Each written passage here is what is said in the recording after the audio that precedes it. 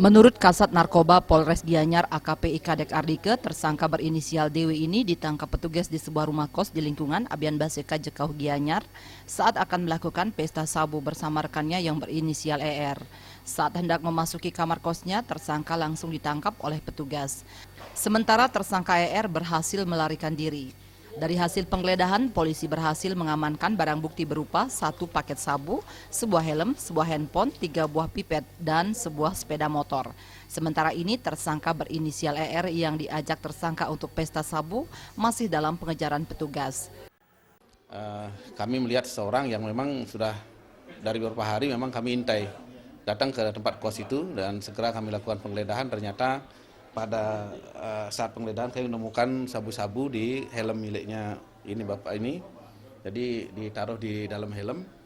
Setelah kami tanya, memang diakui bahwa barang ini punya dia dan dibeli dari seseorang inisial R. Orang ini orang dari Jawa, kemudian ketemunya juga di jalan. Ngambil barangnya pun tidak langsung sama orangnya, katanya ngambil ditempel di satu tempat di bawah batu. Tersangka DW mengaku mendapat barang terlarang itu dari seseorang yang hanya dikenalnya lewat handphone dengan sistem tempel. Tersangka rencananya akan menggunakan sabu-sabu itu bersama temannya. Selain itu, tersangka mengaku sudah menjadi pengguna sabu sejak 5 tahun terakhir. Ini sabu-sabu. Di mana dapatnya? Beli dari seseorang. Soalnya itu dikenal nggak yang dibeli Tidak dikenal, kenal lewat melalui HP aja. melalui HP? Terus sistem pengamilannya seperti apa? Sistem tempel, Sistem tempel. ya, Berarti di mana tuh diambil?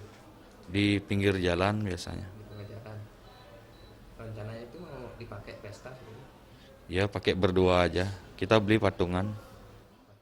Tersangka kini menjalani pemeriksaan intensif di Mapolres Gianyar dan dinyatakan melanggar pasal 112 ayat 1 Undang-Undang RI nomor 35 tahun 2009 tentang narkotika dengan ancaman kurungan maksimal 12 tahun penjara. Kadek Suwantara dan Ari Wiratmaja, Bali TV.